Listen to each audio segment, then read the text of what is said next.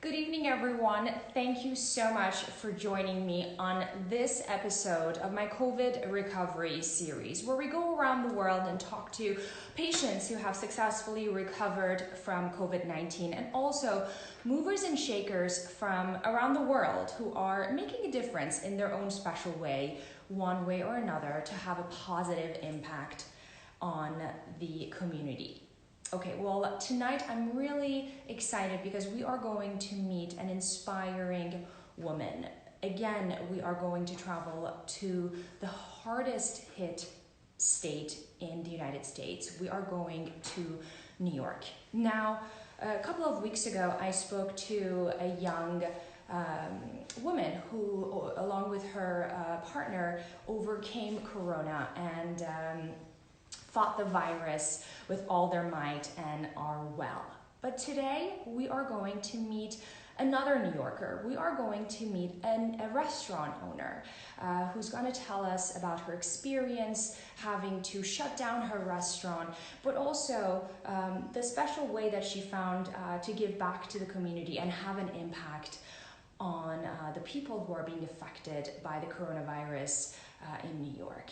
It's such a pleasure to introduce chef and owner of critically acclaimed Persian restaurant Sofreh, Miss Nasim Alikhani, who's joining me from her kitchen in Brooklyn. Now, we're not only going to talk about Sofreh, her restaurant, what's going on in New York, what she's doing to have an impact. We're also going to cook together. We are going to cook a very simple but delicious Persian food, and hopefully you guys can cook that at home. So let's bring Nasim in and hear her exciting story. There we go. Okay.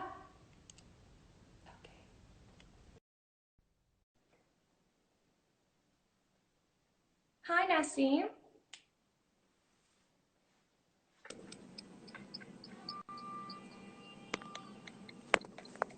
Hi, How are you?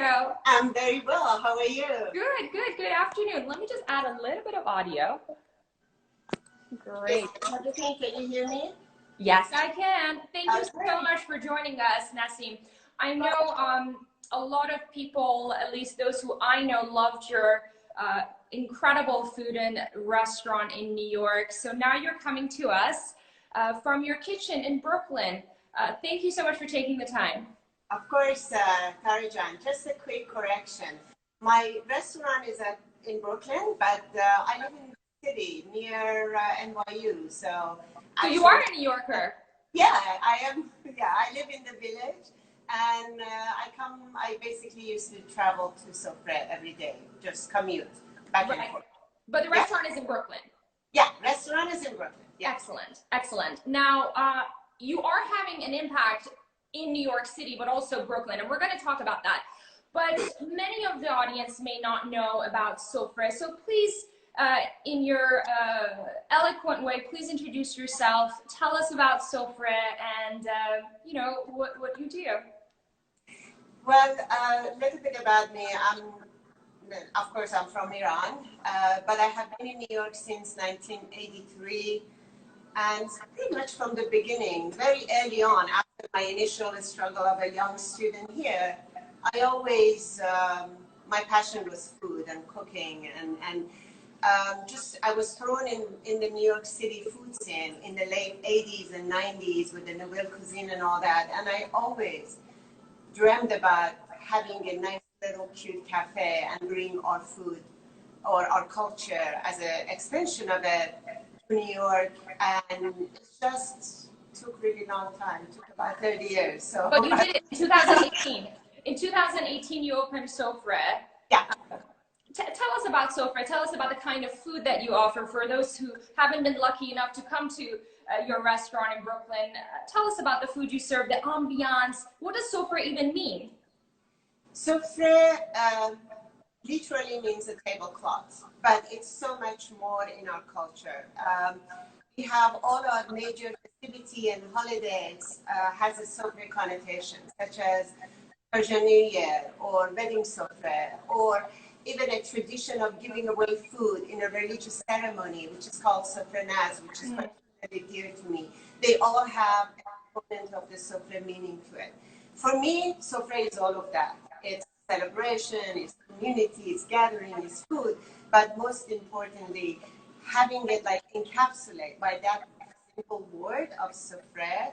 To me, I bring all of it, and I bring my past and my current, all of it in one place. And what I serve in Brooklyn, in a restaurant, used to serve every day, it was mostly very traditional Iranian food, but some of the dishes were a little bit like a new take on that, like similarly to the dish we are cooking today. It's a simple zucchini stew. We used to eat in summer in our saman with lamb. I take away the lamb, I make it faster, I add feta cheese. I have done a couple of dishes like that in Sofreh, but essentially I really serve traditional Iranian food, but in a modern setting. And I didn't try to be modern setting. This is my sense of taste. Everything I love to be white and minimal and simple. And I try to do that in Sofreh. So because I just wanted a very simple setting, but I wanted people and the food to be there, the center of attention. And that's what happens. Minimal lighting, minimal decoration, minimal presentation, but the food is packed with flavor. And I think people bring the beauty and the vibe and energy to this. Absolutely, absolutely. And I think it's packed with that richness of, you know, the Iranian culture and your passion for hosting and giving and being a generous hostess. And we're going to talk about that. But before, we have a lot of viewers, I think, who are interested about how business owners and restaurant owners are doing in New York.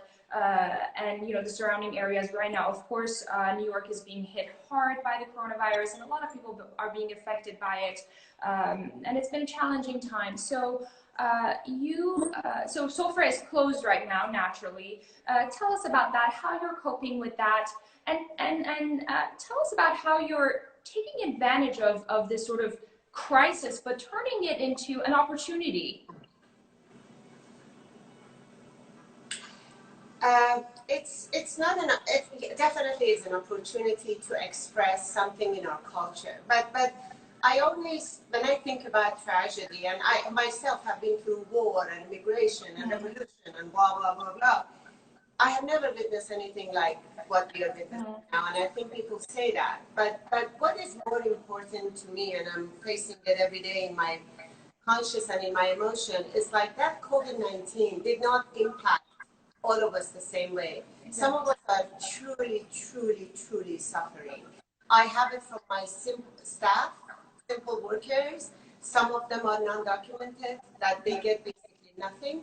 And going on to doctors and nurses and African-American community that is being severely impacted. So I need to take this out, that as much as it may seem like a little opportunity for someone like me to express her culture, but I'm fully aware of the impact of it in a local and global way and how unfair it has been to some people versus others. But what it turned out to me after like the first 2 weeks of isolation and making sure that I'm safe and I'm safe for myself and others, I got really restless and I just like, I have to do something. I really need to do something. And the opportunity of cooking for our doctors and nurses and hospital workers came about, and I really grabbed the opportunity. And I'm right now volunteering cooking once or twice a week for local hospitals in Brooklyn, and it's been incredibly rewarding and enriching because not only I feel like not hopeless, I feel like I'm doing something. You're contributing. You're giving back. Yeah, but it allows me to share my culture. I make the most ridiculous, simplest, funniest, like kind of meat, and I meat without thinking, because in a restaurant I need to think about what people think and if the food is too simple or not presented well. Now when I cook for the hospital workers, I care about deliciousness, comfort, just to be yummy and fill their hearts, and it's just been so much fun doing it. But before we get too much talking, let's get cooking, because we have a food to Let me start at least fry the onion and Okay. the same thing. But Nasim June, let's talk about this. So we're going to have a conversation together, but Okay. we are going to make a zucchini dish that I will share the recipe with everyone. Yeah. We both have prepared the ingredients, so I will do my best to be as good as you. What are we doing right now? I just basically started the onion and I'm gonna I'm pretending to be. start sauteing the onion. Okay. One thing about Iranian food, and I really want to emphasize that it's such a mystery of food. I think the same way that we are probably a little mystery for the last, at least in West. We are. We We are have been seen as these exotic creatures that they don't know what to do with us. exactly. They love us, they hate us, they have relationship with us. Iran is one of the most pro-American countries in the world, and yet they have been under embargo for the last 40 years. And I just wanted to basically simplify this enigma about our food, at least, not our people. That is a pretty big challenge. Our food, essentially, or the way I'm taking it to it. Besides, I don't want to simplify our food, but essentially, it's the way I see it. It's lots of onion, nicely caramelized, and enhanced with turmeric, and then a few other spices, lots of lemon, lots of acid of all kinds, and then some vegetables and protein, and this is it. And the magic. But for this, we're having turmeric, we're having cumin. Am I adding the cumin right now? No. You just saute your onion. This is a thing that it needs attention. So we just let the onions to get color. Right now they're just really white, and you don't want that. You want because it's a lot of onion for that few zucchini. So I really want I really want the onions to be. I cook my onion first. I see that I think you added the turmeric. Sorry, right? I added the turmeric, and I apologize. So viewers, It's please okay. don't do that. No, I don't do that. I got excited. It's okay. Just lower your temperature. It's a good thing that things like this happens because we don't. We learn to troubleshoot. It's not a big deal. Turmeric burns fast, so I like to caramelize my onion before adding my turmeric. But just reduce your temperature and keep mixing it so that it doesn't burn. Okay. But I will keep cooking until my onions get color. And let's talk about as my onions and yours takes Yes, and I 5 have a 10 question. minutes. I wanted to talk about that. Talk about other things. Yeah. Yes, exactly. So as your onions are caramelizing and mine are burning with the turmeric, I want to talk. Add more oil. So just add a little bit more oil. Maybe add a touch of water if you see they start sticking. It's okay. It still will be delicious. Okay. I want to go back to the point you made about cooking homey, easy, silly. You use the word silly food for the hospitals, but knowing the kind of food that you made, I don't think that's silly. It's really motherly, and I want you to talk to our viewers about that because so much of Iranian cooking is pouring that love to your food for your guests. So can you tell us about that? Do you do that for your guests at Sofreh and now with the healthcare workers at the hospital?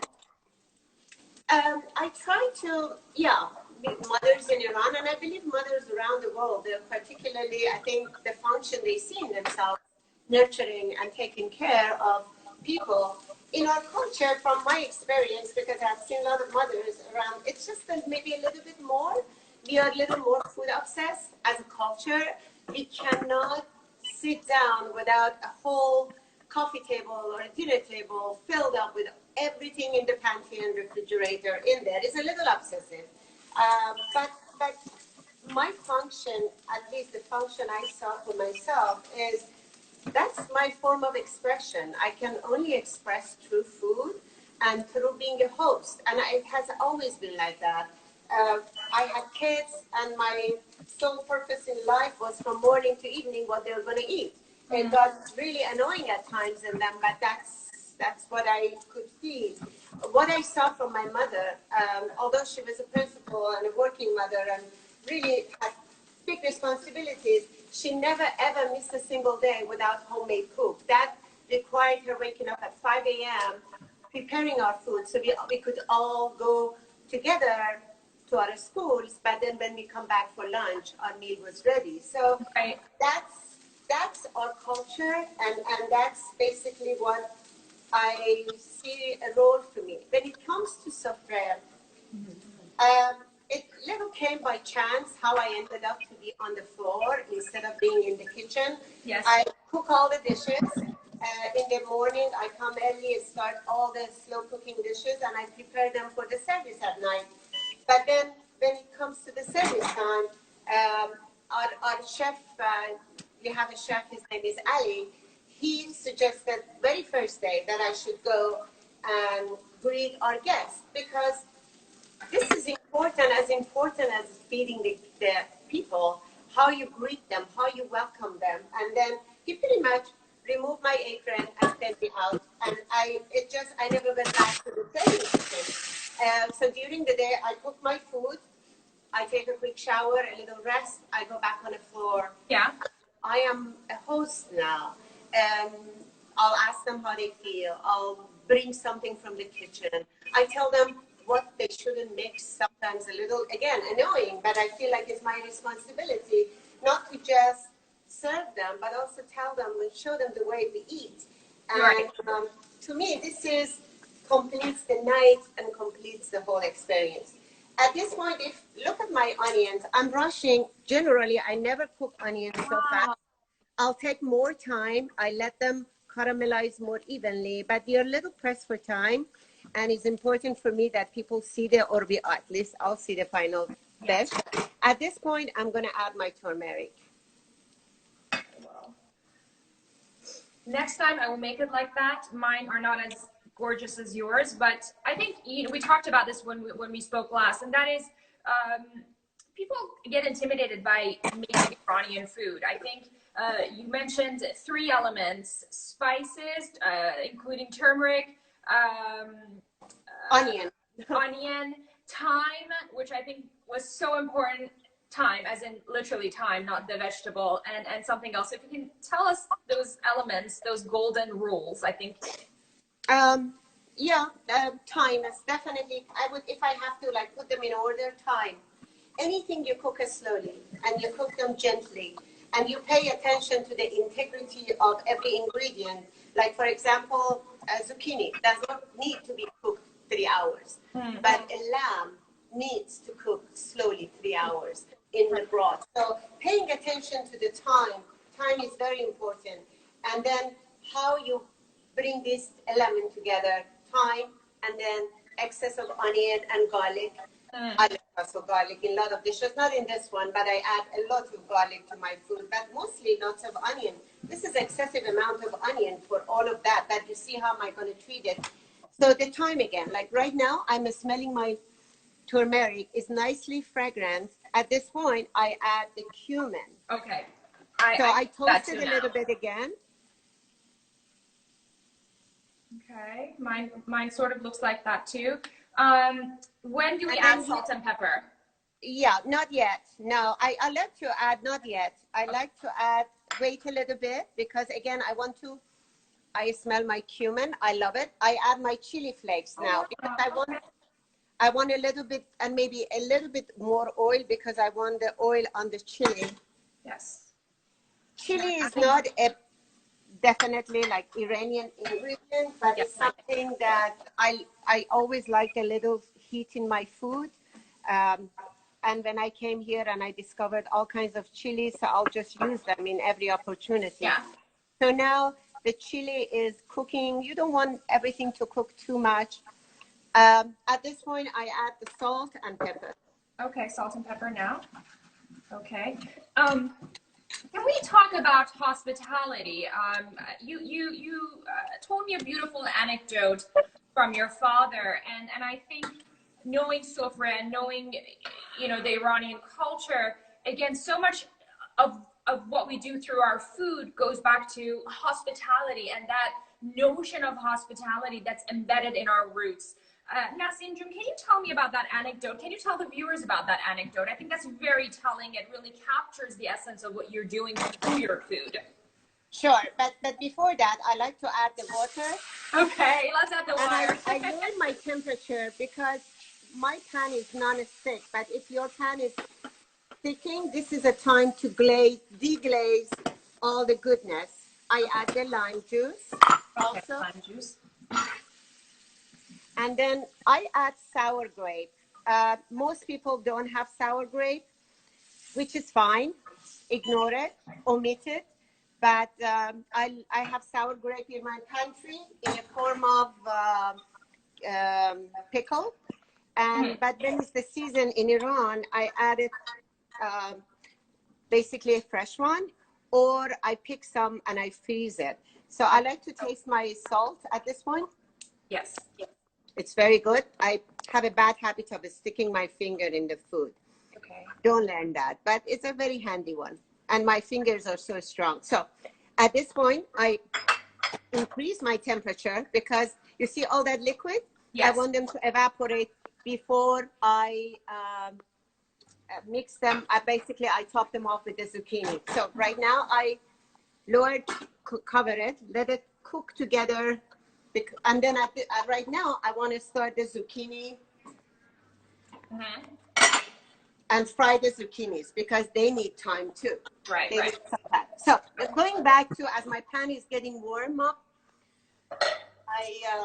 the anecdote about my father. Yeah, my father when he was young, he was a young soldier and he was moving the different nomadic tribes from one place to another many years ago. Right. Maybe before I was born. So it was about 60 years ago. In Iran, this is in Iran. In Iran, yes. My father was a soldier and he told me that story a long time ago.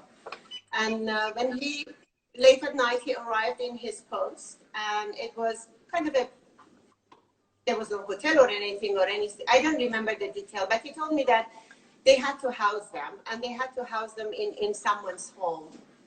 And they went, although it was late, he was surprised that a meal was brought to him. And he didn't expect anything. They were poor nomadic villagers. And they fed him. They gave him really nice beddings, which he was surprised because they were so poor and without anything. And then the next morning, they served him the most lavish breakfast / lunch because they knew they were going to be moving. And this is in a village. This is in a village in the middle of somewhere in the mountain of Iran. They call the nomadic tribe called Qashqai. They are still nomads. They still move around. But then what my father learned a few days later, that farmer, the person who basically housed him, the meal he was served was from his children. And the best every house in Iran, no matter how poor you are, you have a nice bed for your guests. You serve even your kids' meals to your guests. Guests are everything. This is the lesson I carried in my life, that guests have priorities and guests are everything in our culture. We have in our homes, we used to have, and the homes were bigger, there were rooms that we call it mehmankhane, which is the house for guests. We had a special bed set. My mother still does. That is only for guests. And the higher the level of the priority, like the more important they are, the bed gets fancier. So guests have really amazing, special meaning in our culture. So as I'm talking to you, I get a little distracted because I want to fry the zucchinis. Yes, let's fry the zucchinis. I'm salting the zucchinis. As soon as the zucchinis come in contact with the heat, they start splashing all over it. Have your lid handy, otherwise your kitchen will be a mess.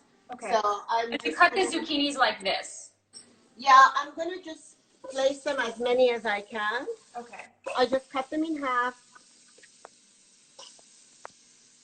Very high heat. You want to brown them. You want to blacken them almost. You don't want your zucchinis to overcook. I like my zucchinis to have a crunch.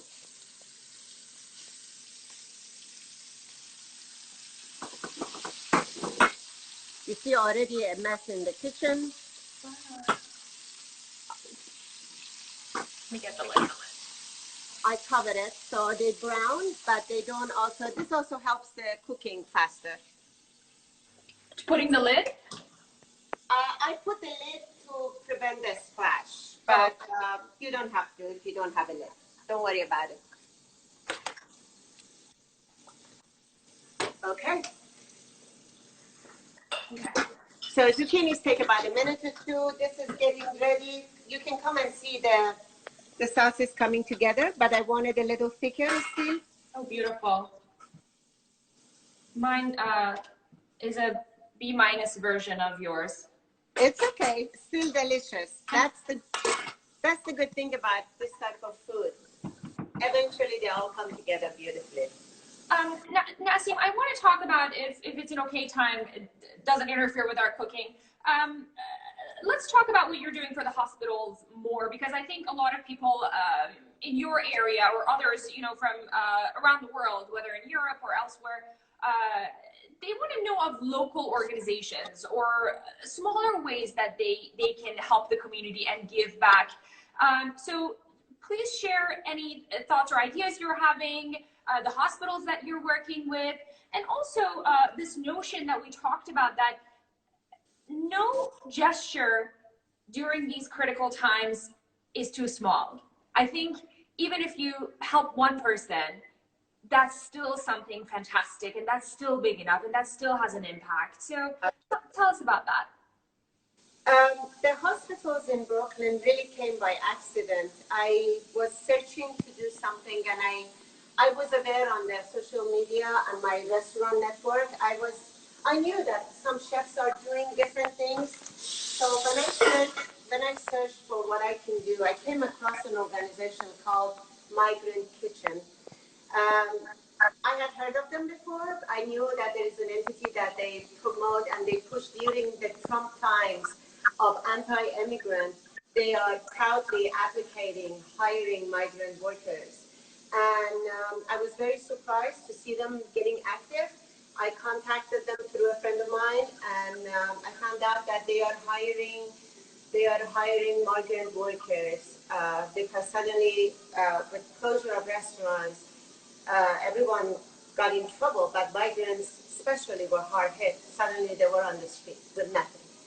And I contacted this organization, and I found out that they had raised good amount of money, and they were cooking for hospitals, especially emergency rooms, simply because there was no restaurant, and these doctors and nurses, they would come to work early in the morning until late evening, long shifts of 14 to 16 hours with sometimes no meal, or when they would go home, everything was shut down and everything was closed. So they really feel the void. Just to pause on that, look at the zucchini around them. I want this color. Wow, that's amazing. That is flavor. That's incredible. So at this point, I'll just cook them for another minute. I don't want the zucchini to become limp. I like my zucchini to have this guy needs a little bit change of its place. I like my zucchinis to have a bite in them, so just a minute with open lid, and then I stuff the dressing, and I put the feta and stick them in the oven. So, okay, going back to the what I do with I started just cooking a couple of dishes with my brother, my husband, and my best friend's husband, who we call him Uncle. Because I wasn't sure if I can bring my whole staff into that. I didn't want to put anybody in risk, but we were all quarantined closely in our own separate homes, so I was certain that everyone is safe, everyone is well.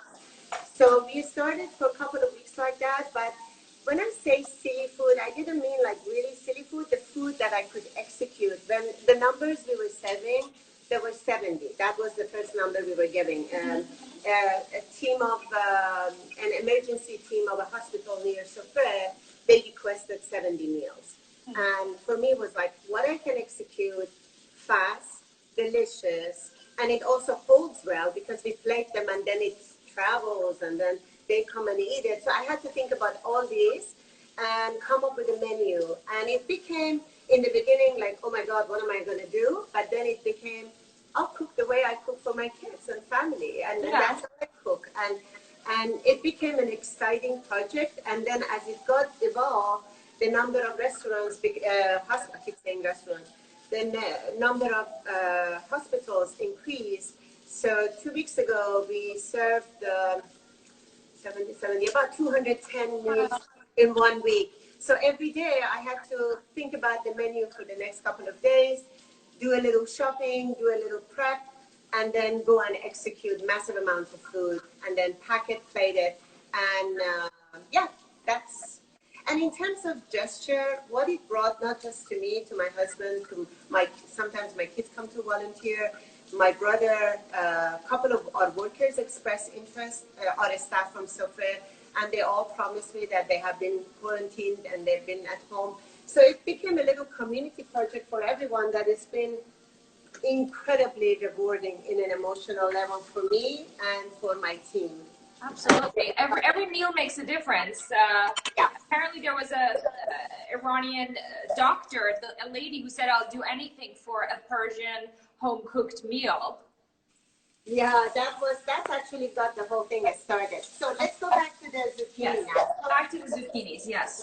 Yeah, let's, you see the sauce is very thick and nice. It smells so aromatic. Well, when I got corona, I lost my sense of smell and taste, and it's slowly coming back. So I actually can smell a little bit. So I'm really excited about that. You see, this may be a little too thick for some people. If you like, add more water. I like it thick, but people have different taste levels. So I'm just going to spoon this over that. Okay. And then I'm going to top it off with feta cheese. Are you going to put that in the oven after? Sorry? Are you putting that in the oven after? Yes, I am. And I have a broiler, but people who don't have a broiler, it doesn't matter.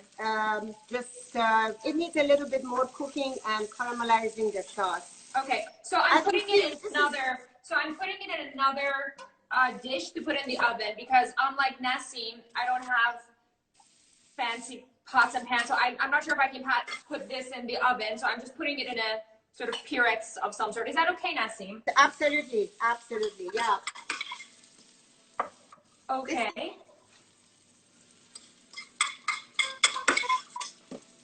In Farsi, we call this kadu, and it's very simple, but it's very comforting and homey. Am I correct, Nasim June? It's a very homey dish. Yeah, it is. All our dishes are kind of homey. Some of them are more celebratory. Some are more just humbling that you can quickly put together. Some are just very basic. One of my most favorite food for summer is yogurt soup, which is cold soup with lots of nuts and herbs and yogurt with dry crackers that you soften in there. So it's just, but the main thing is the flavor. For me, I'm always after exciting new flavor that like excites my butt and my flavor buds and that increases the sensation of just flavor. And right. This is ready to go in the oven. Did you put the feta on top of this? So yeah. Okay. This is ready. I'm just going to stick it in my oven for maybe another 5 minutes. Our stew is ready. I mean, our meal. So you see, it is a broil. Yeah. Okay. Let's go back to talk now. Let's go back to the conversation. I'm going to put this in the oven too. This is mine. Okay. Let's go back now that we're done cooking. And we're gonna have the recipe on after the live. So we're going to make sure that everybody gets the recipe. Now, let me go clean my hands.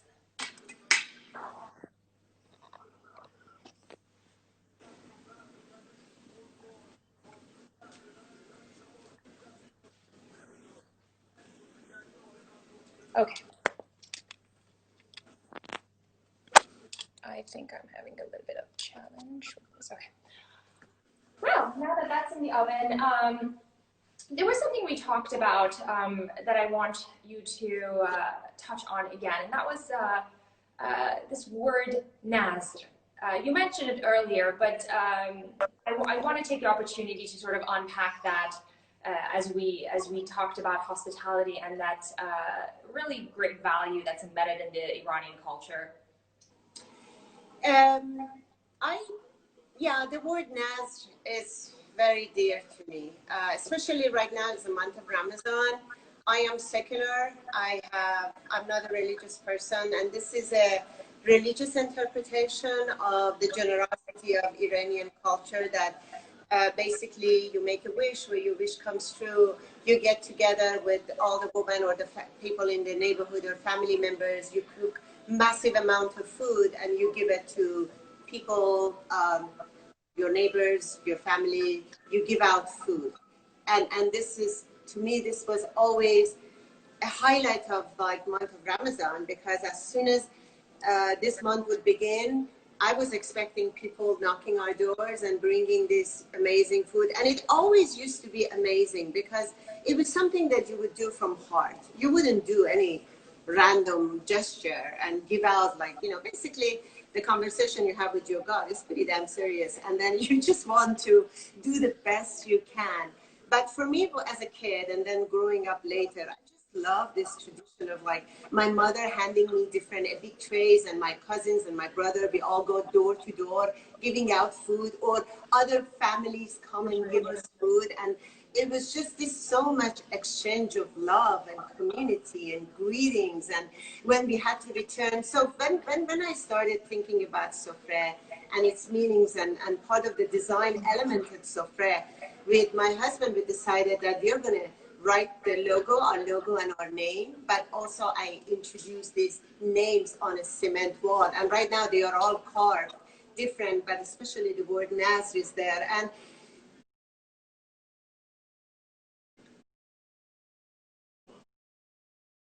my interpretation of, not the religious interpretation, but I want to keep that tradition of like when I cook from my heart, and especially when I cook and I don't expect anything and I just want to contribute and give out my food, the reward is so immense that you can't measure it in a monetary level or in anything. It's just the same way that I fill up someone's stomach, that action fills up my heart. And what is happening right now, when I say it's an opportunity, in a way, in such a crisis of COVID time, this is an opportunity for me to practice this beloved Persian tradition in a interesting way. Like, we cook our food together, we all have fun, those of us who work, and then my brother packs the food and drops it off at the hospital, and then we get smiles and thumbs up back. It's just priceless.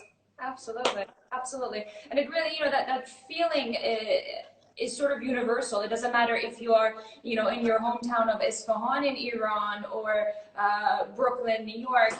And if it's okay, I ask another question, unless we're gonna go back to the food. If my food is ready. Oh, okay, well, then mine probably is too. But we're okay, we can stay there. Yeah, this is ready. I would like to plate it, but before plating, I want to show you a table that I set, assuming that we are going to have a meal together, you and I. Absolutely. But we are doing it virtually. I set a table for two, and in our culture, there is always a main food, but all other sides are awfully important. As important, in every house in Iran, there are at least 2 or 3 pickles in the refrigerator. There is always a yogurt, and there is always a fresh platter of various herbs. There is always, of course, a piece of bread. These are Sofreh's bread. And when we were closing Sofreh, we closed in rush. So I had some bread, and we didn't serve all the bread that night because we closed in hurry. So I saved those bread in the freezer, and every time I get like kind of emotionally nostalgic about it, I have it in my freezer. So that is Sofreh's bread.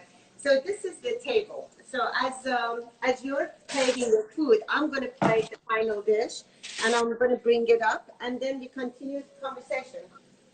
Absolutely. That would then be my last question. So I think it's a great time for us to have our meal together. Okay, I'm not.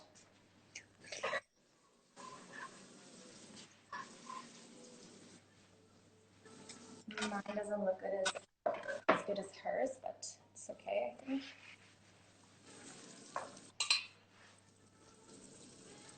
I tried to prepare a plate as well. I can maybe show my plate, which, just like Nasim mentioned, is, you know, we always try to do the herbs, and I made little turnip rosettes, or radishes, sorry, radishes. And then my yogurt with little rose petals that are actually from Iran, so. God, you're fancy. That's the only fancy thing in my kitchen. That's it. You are fancy. This is cool. My God, yours looks amazing. That food is exceptional. Mine is sort of the raw version of your food. You can take a look if you want. Let's see.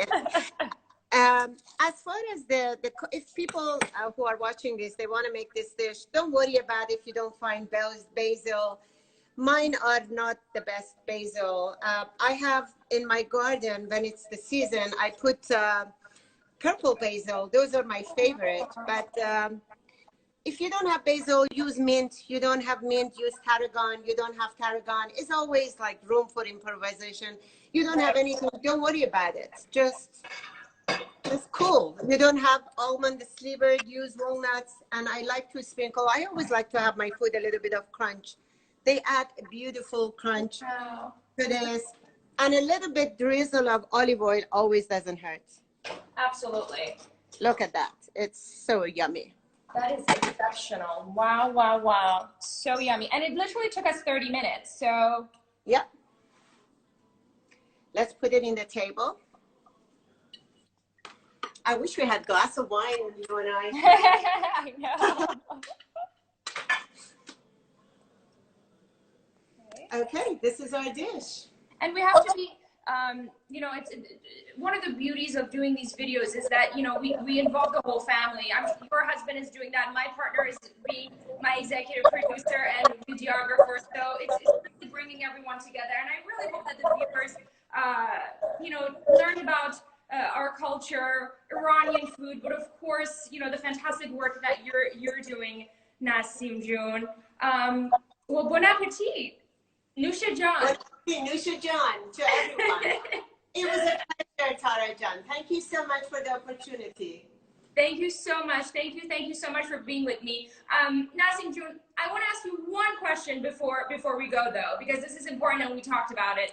And then we're going to go eat. Can you tell me what bridging and bringing your Iranian culture with your American culture means to you? And are you doing that through food? Because I know we talked about this, and there are a lot of Iranian Americans or immigrants from different ethnicities and backgrounds watching. Tell us about that. Yeah, as I told you, my dream was always, I live and dream and read about food. And then being able to practice, it's just like my roots and my foundation. I'm from Iran. I grew up, I was born in Iran. So everything I know and I do, it comes from that foundation of Iran and my background. But I have been here since I was 23. So I don't know how much more Iranian or American or New Yorker I am or I'm not. But for me, just practicing this, it allows me to find my roots here as well. And that, I think that encapsulates Sofreh for me, because years of dream, years of preparation, years of life brought me to practice my culture and my definition of who I am, but in a tangible, practical way in Brooklyn every day. And perhaps it allows me to finally find the roots here. And it's been really, really amazing. Well, thank you so much for inviting myself and all of our viewers to your Sofreh, to your beautiful spread, and really in times of crisis, as we're seeing right now, spreading some hope and positivity and inspiration. I look forward to your restaurant and all the other restaurants in New York and around the world, really, that are closed to reopen, and we can gather together. Once again. I hope so. Thank you so much. Thank you so much. Bon appetit. Thank you. Pleasure.